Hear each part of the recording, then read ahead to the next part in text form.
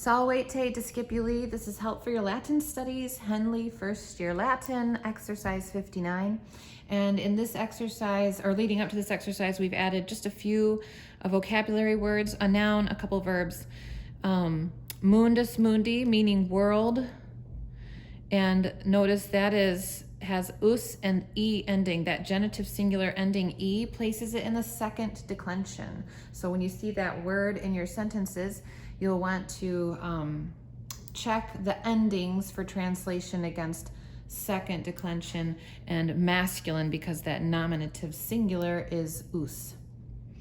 And then also erat and errant. He, she, it was, errant, they were.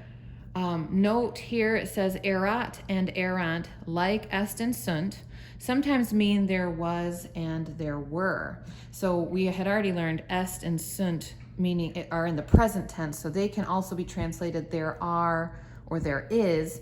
Erat and errant are past tense or imperfect tense, and so they can sometimes be translated as there was and there were, and we would figure that out according to context. And I think you will see just a little bit of that in exercise 59 in a couple of these sentences. So here we are, exercise 59, where we're asked to translate some sentences from Latin into English. And this is going to take us on a review of many of the third declension nouns that we've learned. So you will want to pay attention as to whether these nouns are masculine, feminine, or neuter, and whether they would be declined according to Rule 57 lex, Rule 58 parse, or Rule 64 flumen.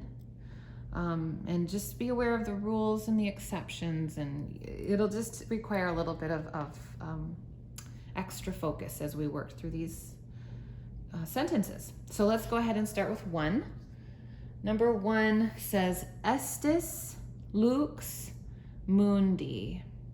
Well, estis, and these are words of Christ to his disciples. Estis is from our present tense being verb, sum es est, sumus estis sunt. Estis is in the second person plural form, so it means you, plural, you all are. And then lux, we know, is a vocabulary word meaning light. And mundi is that new vocabulary word, mundus mundi. And that's going to be the genitive singular form, mundi, of the world. You all are light, are the light of the world. So I'm going to write you are, and that just implies plural. You are the light of the world. All right, and then number two, we see already it opens with a prepositional phrase. So, propter salutem hominum Christus erat in mundo. On account of, I know that right away from propter. Propter is a preposition that takes a noun in the accusative case. So salutis is a third declension noun.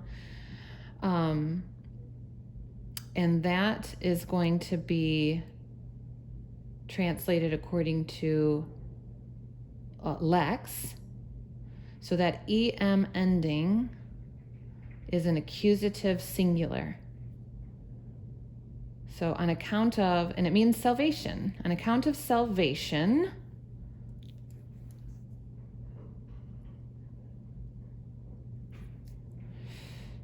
of men, see that ending, and it's genitive and it's plural.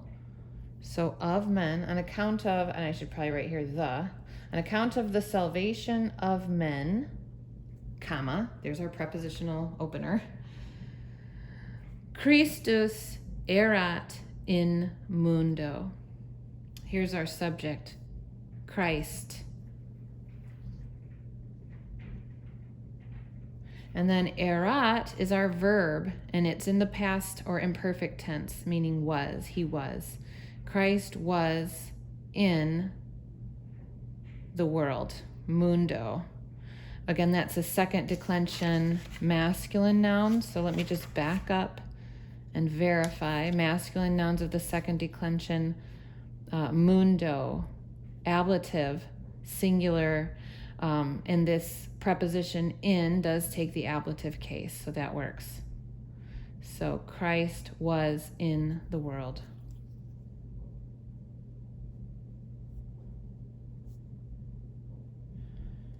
Keep plugging along and translate these sentences as a way of reviewing many of your third declension nouns and others. And I hope this is helpful to you. Have a great week.